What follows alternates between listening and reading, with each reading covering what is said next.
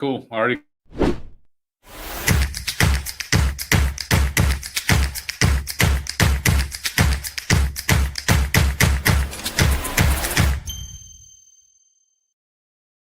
What's up, everybody? Welcome to what is the name of the show? Get Smart. Get smart with smart money. Live Q&A. What's up, folks? Hope you guys are having a fantastic week. Happy Friday to you. Lawton Ho here with Drew Dosek, myself, and we are excited to be here to bring you guys some answers to questions that you guys have pressing. All right. So let me see if I can throw up any banners. If we have any, I don't see any assets. Let me see here. Nope, Benjamin Poole's not here. There's Lawton Ho. There's Drew Dosek. If you guys are here and you enjoy our programming, please consider liking and subscribing. It really helps us and the algorithms out. Anyways, sorry about that. The way this works is you guys can submit questions to us and we'll read them out, take a look at some of your questions, and we'll answer them. You can do so exclusively on the verifiedinvesting.com website. So you're free to watch wherever, but if you want to participate and ask questions, you have to go to the verifiedinvesting.com website, expand that watch and ask, and yep, that's how you do it. All right, with that being said, what questions do you guys have for us today? Ben is not going to be joining us today, just Drew and I, the two handsome individuals, part of Verified Investing. So it's all good. Anyways, Muhammad says, I bought Dust at 1435. Since that it's going down, how many days do you think it would require to recover? All right. Do you want to take this, Lawton, or? My charts are messed up, so. Gotcha. Okay. All right. So, bought Dust 1435. How many days required to recover? You know what? It's something that I can't answer because that's a 2x ETF. It's a bear 2x ETF. And I'll flip it over here. There you go. You see it on the screen. Whenever you're, analyzing ETFs, it's important to understand what's in them as far as what gold miners. This is a gold miner 2x bear. So when you do understand what's in those ETFs, then you can have a general idea to even chart some of those charts to get a better idea where that ETF will go. When it's a single ETF, you can use more technical analysis on it. But when it's a 2X, it's really hard to do that. And it's the way that the fluctuation of those movements, being that they're 2X or some of them 3X, like the SOXX or SOXS that Lawton trades all the time, that's a vehicle, and as well as a 2X vehicle, that holding overnight for say weeks upon months and even years will ultimately bring price down to $0. These are vehicles where you really want to time your entry specifically, and it's really the most important part, or even more important on a 2X or 3X because of the slippage that occurs. And when you say slippage, you may not know what I'm talking about, and what that is. Just do some mathematical equations real quick. Say if you've got a regular ETF 1X and then a 2X. So 1X loses 10% at $100. That goes down to 91 bucks. The 2X at $100, it loses 10%. That's going to go down 20%. So it's going to go all the way down to 80 bucks. So you have one at 91 and then one at 80. And then say you get a 10% pop on both. Well, then the 91 is going to take you roughly, back up to 100, just under 100. And a 10% pop on 80 is going to take you up to 88. So it's not going to get you right back up there to the 100, nor even anywhere close because of that slippage that occurs. So it's hard to really say. What I would recommend you doing is really, this is one of the most powerful and most the largest gold miner in the country, or in the world. So Newmont Mining, here's the daily chart. We're into resistance right here. This is one of the reasons Dust is going up as high as it is. We have now broken above this inclining trend line and also tagged a significant level of resistance today. You've noticed here that is a double top from back in 2022. The next level is a double top of 2022. This is a fib retrace at 80. So we still could push up higher to that next resistance, as you see right there, 86.37. But we're starting to catch resistance here. Plus the daily RSI is extended. The weekly RSI though is also extended, 76.92. So we're getting closer to a turnaround and pullback than we are to continuing higher. So it is really all dependent. I would probably watch Newmont Mining very closely if I were you in Dust. Here's the support down here on Newmont, 67.66. When and if price does pull back there, flip to Dust and then analyze accordingly, because you will have support there. Major support on Newmont's going to be down here at $61 on the chart. Seems hard to get there at this moment with the pushing up, but it certainly can happen. Absolutely. Robin says, "Hey guys, I appreciate your teachings. Could you share what your risk reward strategy looks like and how do you apply that when using a DCA approach?" I can answer this, Drew, if you don't mind. Perfect. First of all, I'd say it really depends for each trader, right? And it depends if you're on day trading or swing trading. But for example,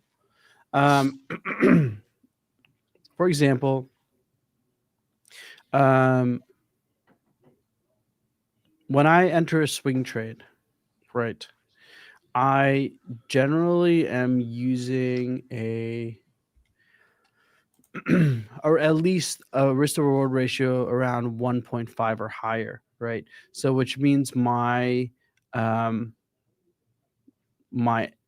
ads, right? Let's say I'll add 10% lower. Well, my target's going to be 15% higher than the current price, right? Generally, that's something I look at. Additionally, if I ever do add and then I get in the money, I'll take that portion we added off the table, right?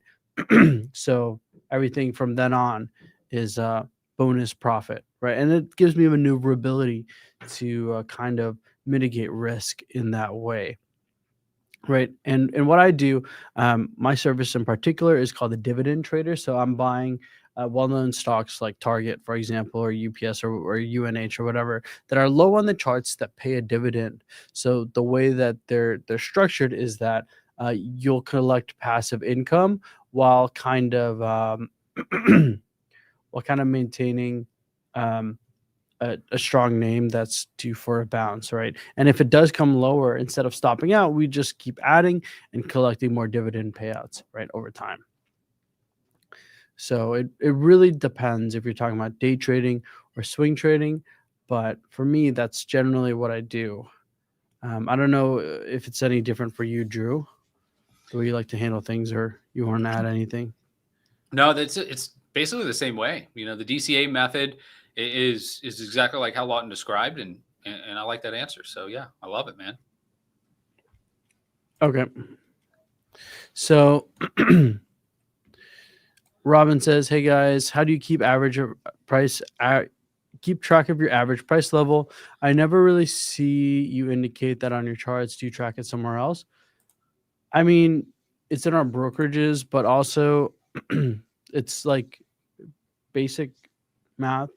Like if you buy 100 shares at $100 and buy 100 shares at $90, you now have 200 shares with an average price of $95 per share.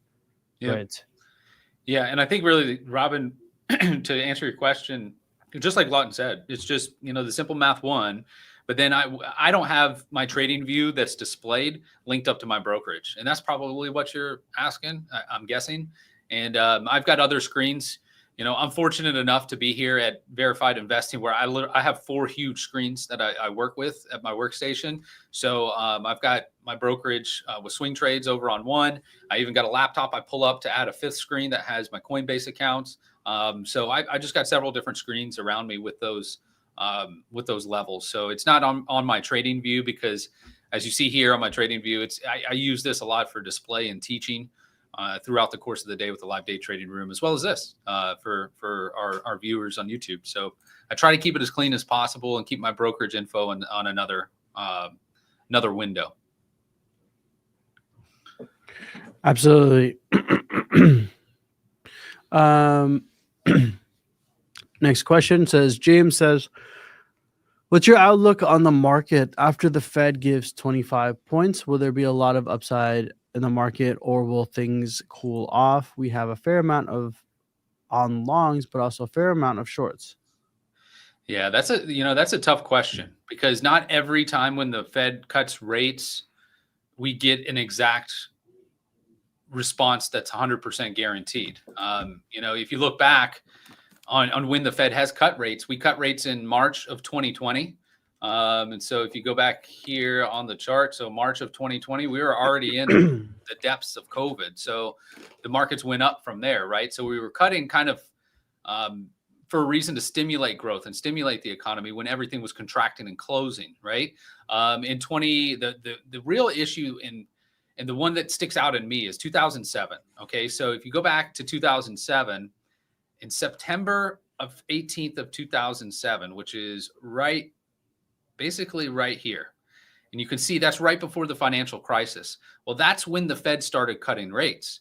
So you look at the scenario that transpired, and the Fed was cutting rates because they saw the trouble on the horizon. They weren't cutting rates, just to cut them for no reason. They saw the trouble that was coming, and that's when they tried to get ahead of what was about to happen. That's more of a similar scenario of what's going on now.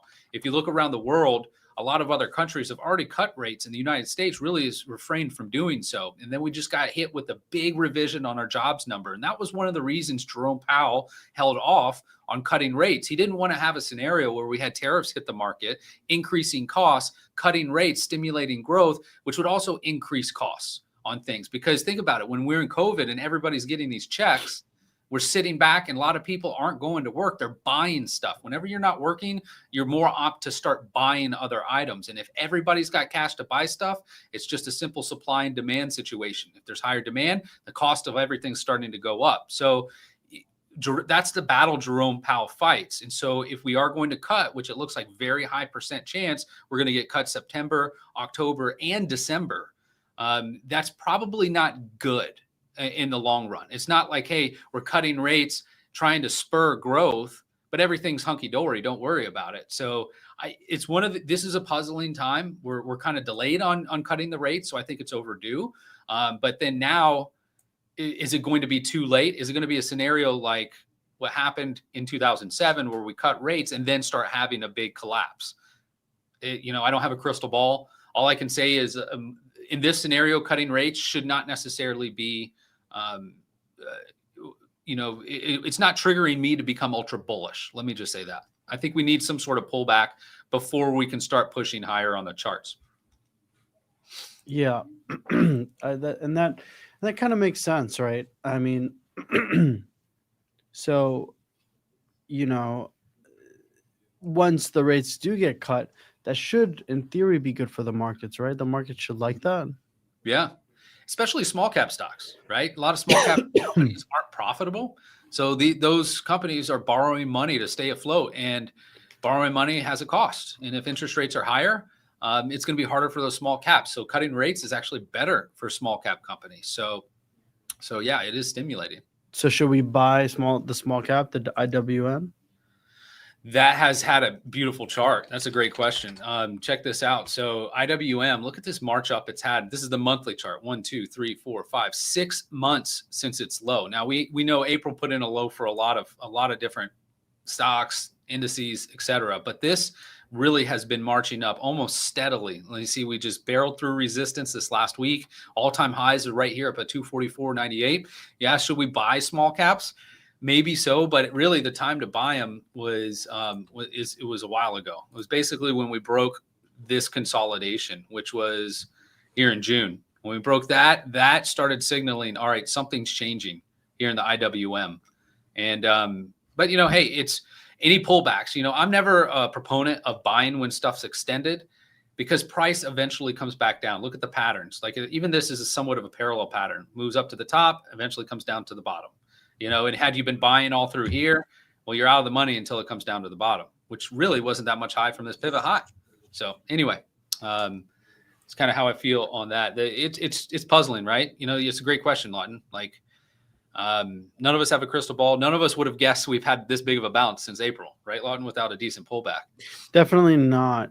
I mean, if we knew, I would have thrown everything I had into everything in the markets. Yep. Okay.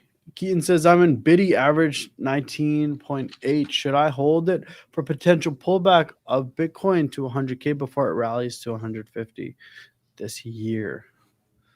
Well, average is 19.8. Yeah, one thing we don't know, it's going to 150, right? I mean, that's speculation, and we could. Here we got the Bitcoin chart right here, and if we take a look at Bitcoin, I have now near-term measured move target up here, 119,391. Just had an inverse head and shoulder break over the last couple of days, and prices just started marching up higher on the chart. So near term, that's where we're going. From that point, it's really hard to say. Bitcoin has been, for me, I've really been able to analyze this chart well with this inclining parallel. This inclining parallel has worked well for me this entire year. Yeah, we had deviation, but it's telling me right now 119 is the target. Could we go up and touch this top end of the parallel? If so, we're probably making another new high. So it's hard for me to say. All right, with basically I'll back up for the 25-point reduction. So if we do start having a sell-off, because I'm still kind of in a gray area. We've moved up so much in the S&P 500 without even just a 5 or 10% pullback. I'm not talking about a crash, but it's healthy to have some sort of drawback in the markets, profit taking, so more momentum can then enter at discounted prices. Whenever that happens, Bitcoin and crypto are going to get hit. So it's almost like I'm seeing this is on borrowed time, with the markets on borrowed time, as well as crypto. If the markets pull back 5% or 10%, Bitcoin could do 2x that.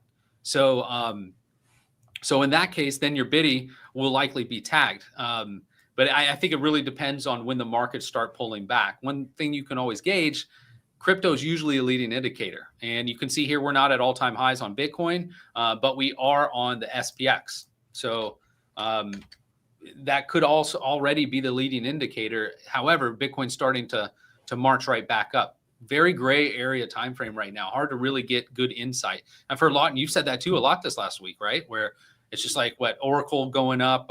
It's just been like, Yeah. All right, this isn't making sense anymore. Nope. All right. Let's see what else you guys got for us. Robin says, if there's a breakout on the daily level, do you wait for confirmation candle on the daily time frame, or would an intraday confirmation candle also be valid if you're planning to buy the retest at that level? Depends on your time. Yeah. If you're looking at the daily and you're looking at a pattern on the daily, then your confirmation, everything else would also have to be on the daily. Mm-hmm. That's what I would say. Yep. 100%. Yep. Depends on the time frame. Keep in mind, smaller, shorter time frames are weaker than larger ones. Yep. But they also, you have to remember, when you're trading smaller time frames, you expect the move to play out in a shorter amount of time. And if you're trading looking at a bigger time frame pattern, if you're looking at a wedge on the monthly, you're going to wait for this to play out on the monthly, not immediately in the next 5 minutes, right? Wouldn't make sense. Right. Xiaomi says, hi guys, would love to hear your thoughts on the TEVA chart, TEVA, from a swing trade perspective. Thanks. Ooh, you know what? This one's tough for me. One thing I've got to say, Shlomi, is I have not done. There's certain sectors that I hone in on and trade on that I enjoy trading. One sector that I really have just completely avoided are pharmaceuticals, and the reason being, you have to know a lot more about those companies, how many drugs they already have on the shelves, how many drugs they have in their pipeline, how many drugs that are in certain stages of development. So you really got to dive deep in a lot of these pharmaceutical plays, because if you choose one of these pharmaceutical companies that maybe only has 2 or 3 drugs, and then that one somehow comes back and is causing either defects or other side effects or harm, potentially death, then a company can lose 30% of its money flow just like that overnight, and then the stock will react and drop down. So I've done my best really to just kind of not even go after these plays, because even analyzing them too, to me, has been a waste of time, especially because it's so limited, then one disruption will destroy the pattern on the chart. And so with that, I kind of just refrain from getting into any of these, which is why you don't see anything drawn on this chart. I bet you can name probably 100 tickers, and I will have something drawn on that chart and studied on about 90 to 95, and the 10% are not going to be on pharmaceutical companies, because I've decided to throw in the towel on that, and that's just my personal view. That's fine. You can choose whatever you like, but definitely be wary of the pitfalls that can happen in pharmaceuticals. So with all that being said, what's my angle on this? I'll just take a simple fib retrace, and then I will see where we're at with this current potential breakout scenario. So we have a little pivot here and a pivot there. So right now you can see this 236 on the way up has held price. And that was the 236 from a larger time frame on the fib. You can see this was from back in 2015 all the way down to the pivot lows that we see strung out really since 2019. One thing I see here too on this chart, if you see what I'm seeing, we've got an inverse head and shoulders pattern on the monthly that's starting to form. Now we've already been rejected coming up to this 236 retrace. So we're making an attempt to come up again, and we're doing so from an extended point. So we could see resistance right here, 2240. And then if it does break through, man, you got a lot of upside here on Teva, a lot of upside. Now you will have to potentially weather this for quite a while and leave that capital tied up, because look how long we've been down here. We've been down here in this range. Now, what is this?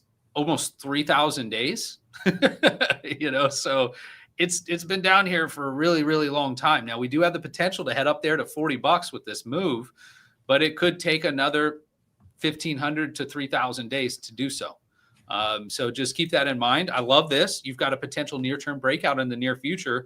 Everything technically speaking, that's what I see on that chart. Be monitoring this declining trend line that's currently right around $22.21. And that's the break point to trigger that inverse head and shoulders pattern that could give you that targeted measured move up there at 40.69. Let me just try to say it correctly. The measured, I can't do it. The measured move. It's one of my problems. If you watch me on Trading the Close, I can't say measured that well. Don't blame it on North Carolina and Bojangles. So that's what I have to say. Gotcha. And one thing I want to say about pharmaceutical stocks is you're talking a little bit, Drew, how you're avoiding them. Mm-hmm. Like pharmaceutical stocks are so scary because you could either go up 1,000,000,000% or not, right? Like, or tank 1,000,000%. Like if you have good news, right, about one of your drug trials, price could go up 200% tomorrow, right? Mm-hmm. But if you fail your clinical trial, or there's, God forbid, like a death on your pharmaceutical trial, like stock price is dropping 40%. Mm-hmm. Mm-hmm. They're really hard. They're hard to pick off. It's when something can change that much. I'm not looking to hang on to something like that and keep it in my portfolio for any duration. Just because, again, like I don't want to wake up and find my stock down 40%. And who does? Like, I don't know. But I mean, it's the same thing. It's risk and reward, right? You go to play the lotto, you have, the little risk that you put a couple bucks down, the reward is humongous, right? So that's how I would like to approach these sort of plays. If you feel compelled and have to get into this, lower the share size. The reward is exponential, but just lower the share size. That way, if you do wake up and it's 40% down, you can either maneuver or you can exit the position and then not be hit that hard in your portfolio. Yeah. Let me see here. Chad says, hi again, Lawton, and then hi, Drew. Thanks for giving us another show today. I currently have a long average in Pfizer PFE at $24.78. Do you think the gap fill from beginning of August looks good for an ad level? And then the pivot from August also? Cheers. Yes, I do. One of my simplest things I always do whenever I'm trying to look at outlook, I always try to align my fibs, give myself parameters. As you can see here, I got these, got the fibs. Notice where that gap fill corresponds. That's 23.53. Oh my gosh, 50% retrace is 23.51. Yeah, you can believe it. If price comes straight down into there, that should be a good bounce level. But what I would help you understand about swing trading, and it is important to pick out the levels. But whenever you're swing trading, you want to, one of the most important things is to keep your average price close to where price action is.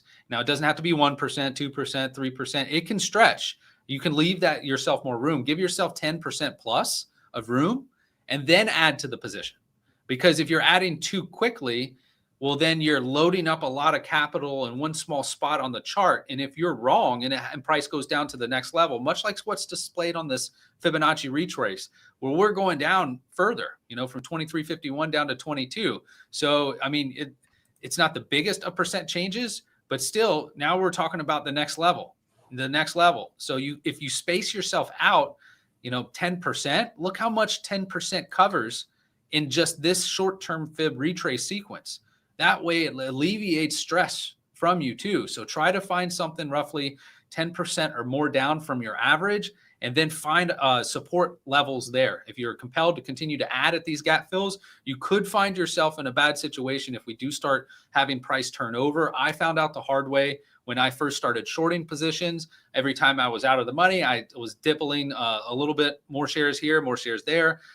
Then next thing you know, the stock ripped on me, and then I was like, yeah, I need to add more here. Well, then I've already contributed more than I feel comfortable into this one position. Had I waited, then I would have been able to double up higher, pulled my average up much higher, and I would have saved myself, a lot of stress and also a lot of money too. So I recommend just spacing those ads out on swing trades. That way it gives you a better margin of error for attacking that swing trade play. But it is definitely going to be support. I see where you're at right there. All depends on how much capital you have in that position. Okay. Bruce says, this market seems to have legs. What is your S&P crazy topside watermark? For example, the analyst David Hunter is calling for a top out at 8,700. What do you say, Lawton? What's the top? Top? That's a good. I wish I knew. I don't know, 7,000. Like, I'm just picking. Like, I don't know. Yeah, it's infinity, to be honest with you. And really, when you answer it in phrase, I'm not trying to be mean, but when you phrase it that way, like, what's the top? I don't know. What's the top this month, next year, this year, when for this bull market? I don't know. But all I do know is what I see on this chart. Look at what the S&P 500 has done since 94. We're at 434. The SPX, we're now at 6,500. This indice, it's almost like the longer you live, the longer it's going to continue to go up. Yes, you're going to have pullbacks, but then it's just going to continue to march right forward. As long as the U.S. economy is doing well, it's going to continue moving up. Timing these bear markets is very tough. If you're a longer-term investor, study the charts. Go back, look. All right, so the S&P 500 made its high before the dot-com bubble. Look how long it took to come back. It took about 7 years, right? And just barely touched that. And then we had our next crisis. And then after that point, when did it breach it? In 2013. So there's a period of 13 years where, in essence, you had 13 years of sideways price action, sideways to down. And then now we've had just humongous upside. I think this will all continue doing things like this. We will have pullbacks. We may even have pullbacks. Now it's looking very hard to have a pullback to the pre-COVID high, but it may happen. But then ultimately, I still think it's going to go higher. So to answer your question simply, there is no one knows, and anybody that claims to know is lying. They don't know where the markets are going to go. I can just tell you, as long as there's no pensions in the United States, as long as people are having to invest on their own with 401ks or with company matched retirement accounts, that's forced buying. So as long as there's employment, then more people are going to be buying into the stock market. Pensions have gone away so much that people's retirements are in the stock market. That's why our politicians care so much about it staying up, because if they have that stock market crash, that's where the country's retirement funds are. And so then that would cause chaos and rioting and, wanting to, political unrest. So it's in their interest, the political interest, to have the markets continue to go higher, as that will bode well for people in retirement. So you have a lot of forces pushing the market higher. Yes, we will have crashes. Yes, we will have bear markets. But as long as these elements that I talked about remain, you are going to continue to push higher in the markets for years upon years upon years. We could have a 13-year drought, but then after that time frame, we're going higher on the market. So I don't know. I don't know where that top is, where people stop buying, but maybe something changes with retirement funds. Maybe something changes with those elements that I described, and then that ball game changes. But as far as I know, with my life, it's probably not going to change. Absolutely. Yeah, Dylan. I mean, it's hard for me to. We're not gonna speak on any other traders, specific trades or positions in our services. If you have a, specific position you want us a stock ticker you want us to look for, be happy to look at that. But we're not going to be answering anything about other traders' specific trades. Same thing with you, Michael. Faisal says, if I have 100K, how do you suggest I allocate them in terms of how many stocks to buy and at what leverage? You want me to answer that? Yeah. Okay. I mean, it's tough, right? That's a tough question to answer, but yeah. Yeah. Well, I have to do some assuming here, Faisal, and I wish I had a little bit more opportunity to ask you a question about it. But I would say, okay, what is this 100,000 for? Do you have retirement accounts? Do you have savings accounts? All these other things. But is this only swing trading? Is this day trading? Is this options trading? Is this everything in one bucket? Which I don't recommend doing. Let's just to answer your question, if this is a swing trading account with 100K, and that's all you're doing in that account, I'd recommend allocating no more than 10% of your portfolio to any one position. That way, too, you can use the DCA method with your levels, much like we described before, where they're averaging down 10, 15% away, depending upon the stock and the sector. So you can average down or up if you're shorting, but you would need to stay disciplined to not add more than 10% of your portfolio into that one play. And then once it gets too much out of the money, potentially over 10% with 10% of your portfolio in it, I would recommend cutting. And at that point, you would only have lost 10% of 10% of your portfolio, which would equate out to 1%, which in your scenario would be $1,000.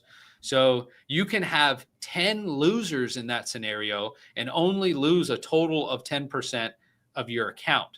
So structuring it that way is a better way to protect your capital, and then also allow you to maneuver in the position so that if your levels are pierced, or if the stock or ETF, whatever, goes to the next level of support or resistance, you're able to move that average again to keep your average close to where current price is. Gotcha. Yeah. I see so many questions, guys, about individual stocks. I'm going to try and ask some more general questions. Okay. Take a break from these individual stocks and I'll come back to those in a bit. Valentine says, are you guys of the general idea that gold ripping higher is foreshadowing we are near the end? Great example is the 2007 crash with gold going parabolic just before the market's collapsing. Do you mind looking at gold in the SPX charts in a parallel showing the 2007 crash and the correlation between them? It's a great question. Yeah, interesting too. Yeah, it is. Gold and what, the SPX? Yeah. Well, there's that. And 2007. So it's kind of hard to really gauge with this too. So yeah, gold. Which one is gold? The top one is gold. Yeah. Gold, huge move up. And you can see to the right. Yep. And then that's the move up, and then the crash. Here, let me flip it to the monthly. This might display better. Okay, so even though in 2000 there wasn't really too much, yeah, you did have a pullback. It was about 24%. This pullback's bigger in 2008. That's about 35%. I've never studied gold in the SPX. I don't. There is truth, yes, that usually when the S&P 500 is under pressure, people will go towards gold to put their funds. But I see that more as like a near-term point of relief for people, much like when people buy the VXX or the VIX for volatility. Like that's how it's a way to hedge your investments that are long. You could do this another way too. Let's say if you're long a lot of stocks and you're thinking that we're going to have some sort of correction. Well, then you buy puts on those stocks. That's a way to hedge against your position. That way, if price comes down, you make money on those puts, cover those puts, and then you still are retaining your long position. And you may be down on that position, but you already gained capital from that anticipated down move. So I look at gold the same way. That's what they're doing. But then there's more hardcore gold investors that will be there for 10, 20, 30 years that have bought gold and are just sitting on it, right? So there's two different types of investors. I think you'll have minor increases in gold price when you do have downturns in markets. I don't think that's a long-term staying power or effect, though, with gold. I think gold has more long-term staying power because of the potential of instability with fiat currencies, and you can see this rolling out with BRICS, BRICS, and those countries really putting emphasis on any monetary circulation other than the U.S. dollar, and really they're buying up a lot of gold, and so they're making moves to take the dollar out of the equation, and that's then making the dollar weaker, which is also making gold go up because they're buying a lot of gold. So there's a couple different elements at play why gold's going up now, in my opinion. So you may see like a little fluctuation when the markets turn down, but I don't think you're going to see gold necessarily completely go inverse of the S&P 500 and stay that way.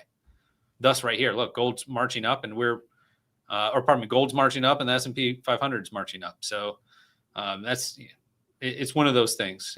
They go opposite for short periods of time.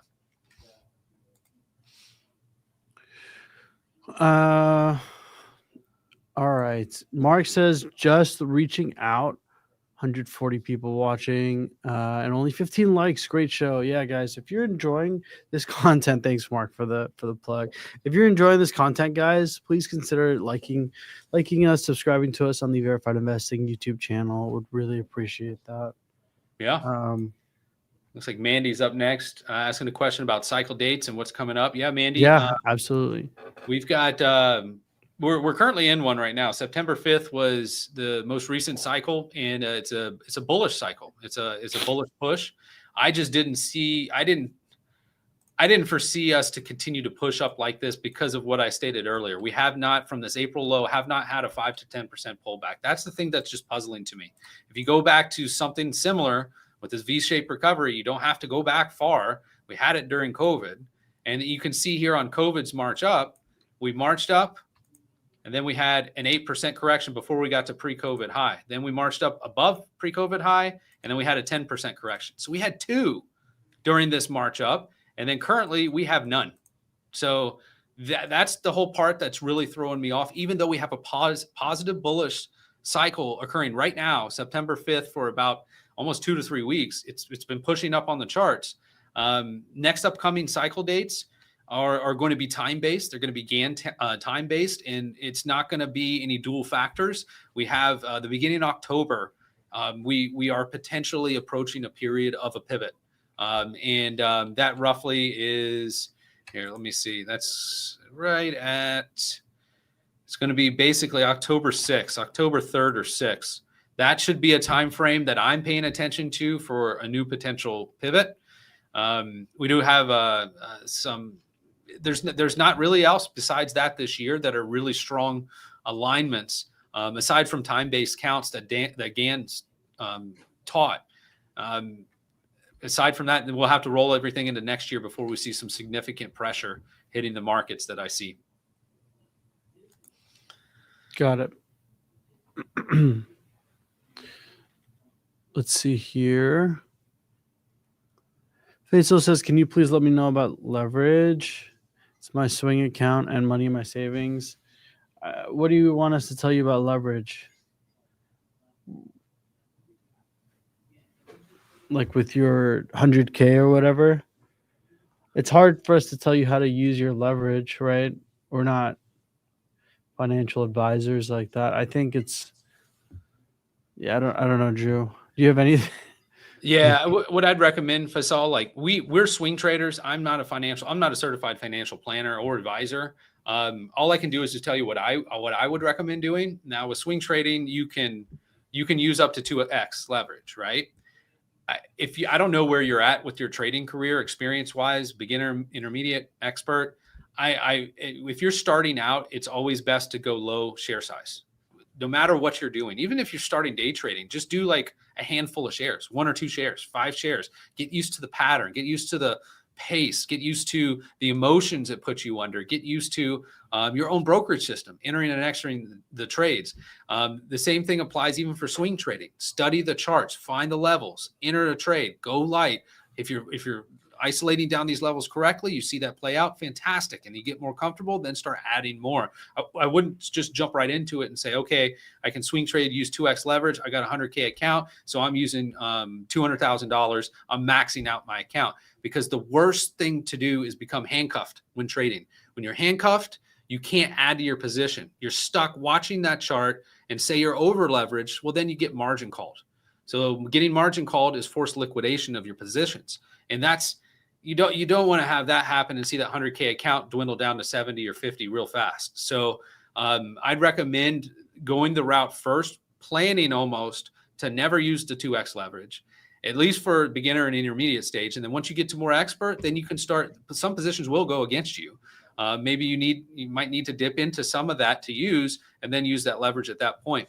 And the reason I say to do that is a lot of brokerages have hard to borrow stocks, and or they have different margin rates for when you're shorting a position or using leverage. They may not give you full buying power in that one stock. And in each stock, you have to look and reach out to your brokerage potentially to see, hey, what's the cost of borrowing this stock? And also, how much buying power do I have with this one stock?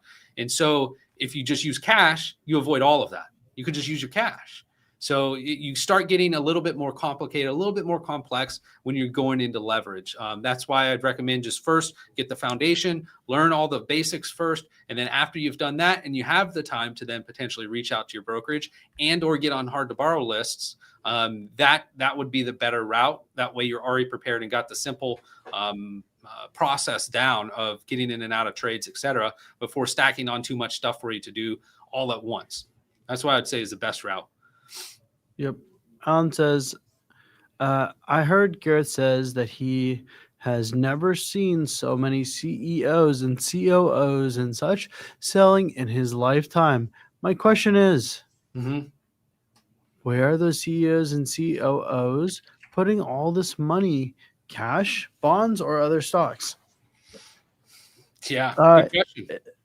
I mean, the thing is, we don't really know, right? They don't have to disclose what they buy, but they only are disclosing when they're selling, right? They are, they could be sitting in cash. They could be buying gold, cryptocurrency, this, that, or the other thing. It's hard to know exactly, right? But that's important to know that, and just pulling this up, like, if you see so much institutional and companies selling it, that means that they think that the price is going to come down, right? It's not like they need the money necessarily. Could be, but not. It's not a coincidence, right, that all of the CEOs and CEOs are selling so much. So when I see something like that, I'm like, okay, they know that this is a top. In fact, I went to a bachelor party this past weekend, Philadelphia. One of the guys there, his father is the CFO of one of the largest hedge funds in America, and he was telling me how he's like, yeah, this market is so overdone, due for a correction. They took all their money out of the stock market, almost pretty much, and are either putting their money in gold or cash right now. Wow. Sitting on it. Mm-hmm. I mean, yeah, you're right. Look at that screen. Look at all that red. That's sick, right? Like, well, explain this to us. Yeah, why it looks that way? I mean, well, what is this? What am I looking at right now? Oh, gotcha. So this too, yeah. If I go back, this is our main page for one. You guys see all of us here and all the information. But one of the great parts about our website and main page, for those that don't know, we've got tons of free information, data, reports, etc. One of which right here, recent insider buying and selling. So this is a graph showing you, basically the start of it was July 15th and extends all the way out to September 11th, yesterday. And you see here the quantity in millions down here, 500 million per slash mark of insiders selling rather than buying. There's been some buyers, because even when the market goes down, there'll be some stocks that do go up. They just may not go up that much. But look at this. They've had overwhelmingly a lot of insider selling. So they're seeing the same thing that I am, that yes, this was a great run in the S&P 500, but we still haven't had just a simple 5 to 10% pullback. In general, whenever on the stock market or stocks, you have a vertical move straight up, you're going to have a vertical move straight down. If you have stair steps, you can generally maintain that momentum. So the same thing too. You have a big move straight down, it's going to have a big move straight back up. So this is just exhausted. That's what I see. I don't see or understand reasons for it to continue to pump higher, at least in the near term. Without some sort of digestion and correction, 5 to 10% minimum. So, yeah, it's puzzling. It's certainly puzzling. Absolutely. Jake says just got on. Not sure if you've covered, but he's struggling with a couple of swing shorts. Are we convinced? Are we even more convinced than now that the markets are coming back in? Yeah, well, and all these questions too, I mean, they're very valid questions, and I understand them because the market keeps going up. But this is part of the sign of when markets do start to turn over. Now, I'm not saying that it should be a crash, but I've seen so many instances where we should pull back more than we have, and we just keep bouncing up. But we still have a lot of headwinds. 2 or 3 weeks ago, they were potentially hopeful for peace in Ukraine, for peace with Russia, potentially building of new business partnerships with all the countries, Russia, Europe, United States, etc.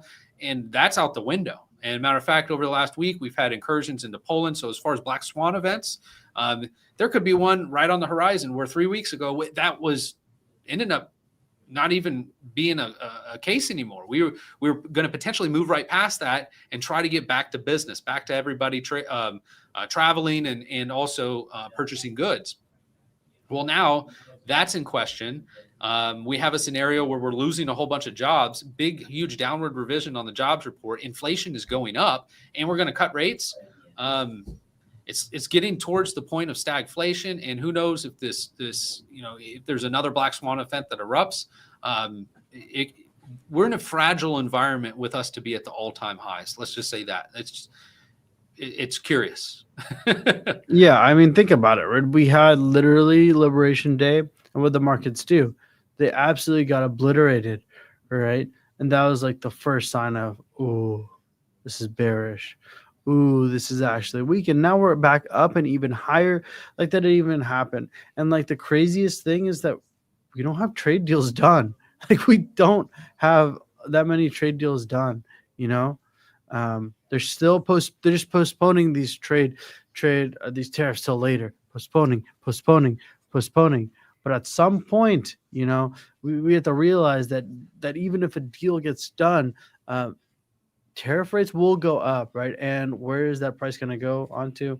It's going to affect us, and that's not great for the markets. No, it's going to be our buying power, right? Yeah, absolutely. Yeah. Keaton says, thanks for sharing that hedge fund CFO story, Lon. So interesting. Yep.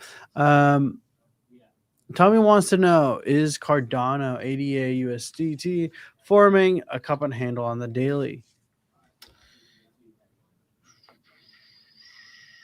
No, well, kind of.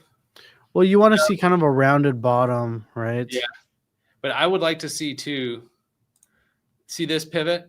I wouldn't have wanted to see price above this pivot, then forming that cup and handle. So I would I would have wanted price to come up, say to maybe at the highest that point, and then go down from that, like a bull flag, and then move up. And it kind of did do that, but we just had price hang out here above this too much. So you can say it's in spirit of, yes, you can say that. Look at how price breaks out here on Cardano. I was so close to buying it over here too. I'm kicking myself for it. But anyway, so you've got a declining trend line, pivot, price broke out, retraced. Declining trend line, breakout, retrace. So that's just, it's what's going on right now on this chart. We've got the parallel that I would say would be the next area of resistance for Cardano moving forward at basically at $1, looks like 99 cents. That's going to be the spot I would pay attention to for near-term resistance. Beyond that, then you start talking about this inclining trend line. And let's just see where this matches up.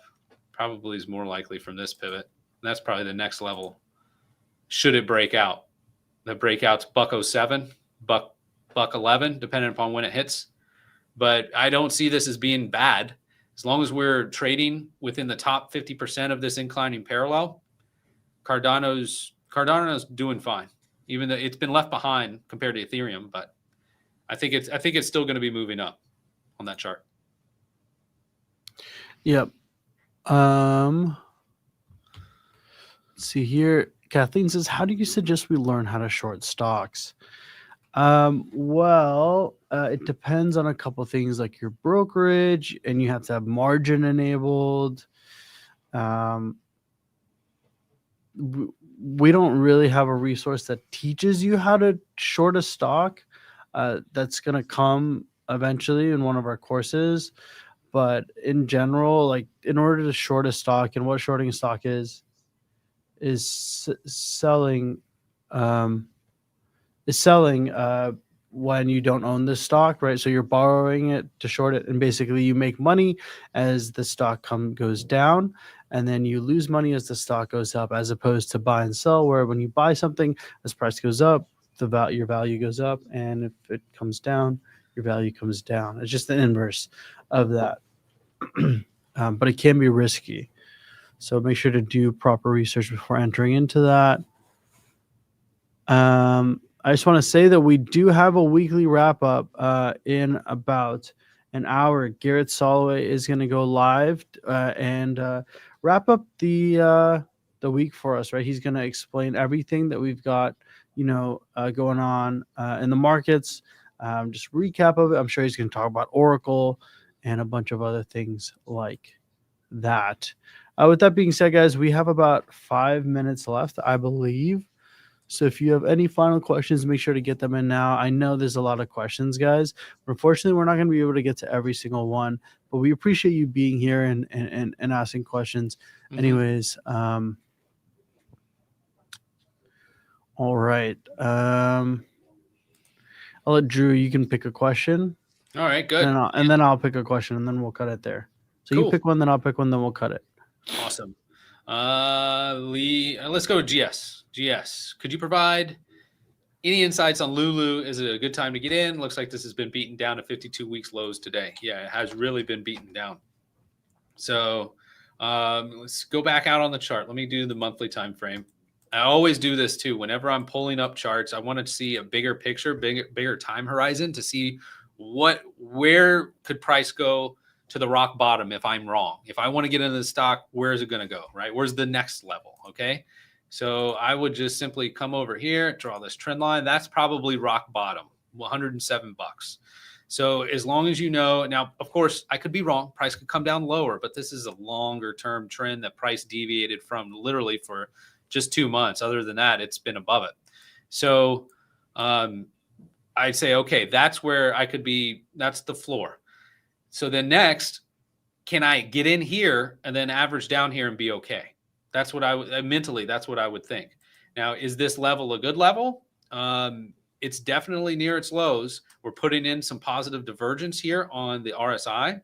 See, we've got lower lows here, and the RSI was lower than it currently is here. So that's actually boding well for near term. Plus, we're hitting on a very nice declining trend line right here at 160. So there's the bottom floor that I was talking about. Of course, if unforeseen circumstances arise, that floor could go lower. Like any levels that I have, as you see here, they can get pierced, broken, but they give us information when they break. Okay, so this now trend line has been hit once, twice, and now basically kissed this third time, retesting it again now, but it's starting to put in divergence, implying that we're going to start moving up higher on the chart. Now, if I flip over the SMAs, these are the simple moving averages. The yellow is the 20, the blue is the 50. The red is the 200. We have, so yeah, here was actually the death cross back in November of 2024, even though we shot up above it. But now see how we have proper spacing with the 20, the 50, and the 200. And that happened in June of this year. And that's why the price of the stock has just gone dramatically lower. You can see that. Where was that? Right here. So we've dropped since that death cross. We've dropped 40%. So we're getting into that range. Notice this pivot here. I wouldn't doubt you at all for wanting to go long. That pivot there, yeah, 160, 150. And just keep in mind the next support would be the next major one, that 107 floor that I was talking about. So, but worth a nibble. It's come down so much. Technically speaking, it should bounce. Yep. Okay, last question. Alexander says, I didn't cut my losses on a leverage short like SQQQ over a year ago. And I know better now, and I know I shouldn't revenge trade, but I can make some money back if I double down, right?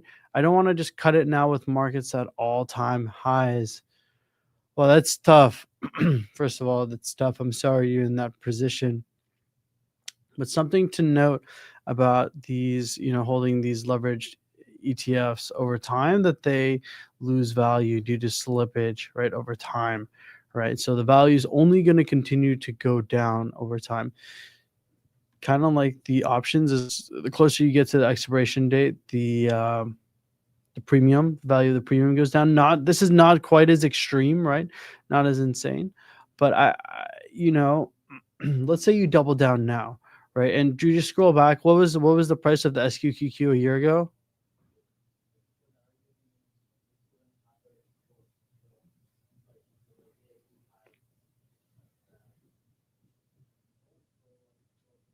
Sorry, I can't hear you. You're muted.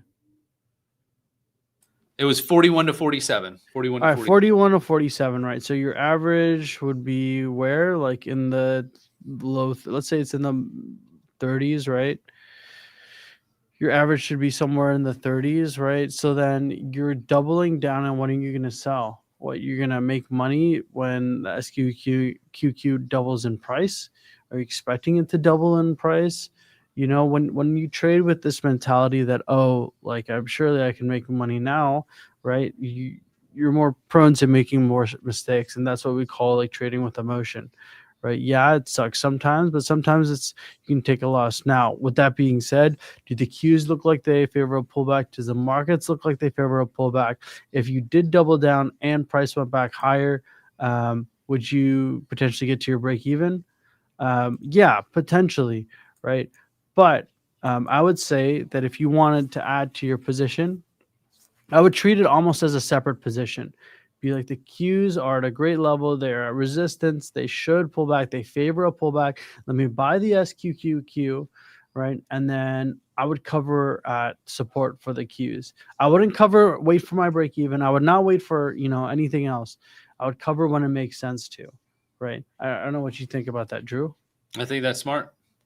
That's an agile trader. That is a swing trader. Now, everybody, please keep this in mind. With doing these shows that Lawton and I do, we get feedback from a lot of different types of investors. Lawton and I are swing traders. We're not buying stocks and holding them for the long term, right?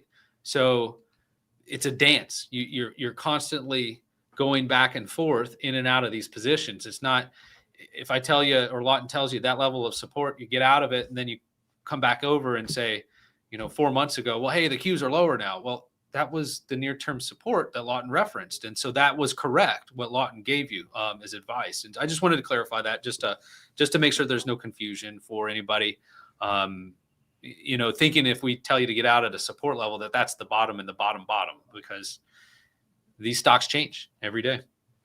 Absolutely. All right. With that being said, thank you guys so much for joining us. If you could, consider liking and subscribing to us. We do this every single week, and usually we have Ben with us, but he's not here today. He's doing something right now. But last reminder, guys, in 50 minutes, Garrett's going to be live for the weekly wrap up, where he's going to wrap up everything that happened in the markets this week. Right. With that being said, thank you so much for joining us. Have a great weekend, guys. Thank you. Take care, guys. See you next time. Bye, guys. Awesome.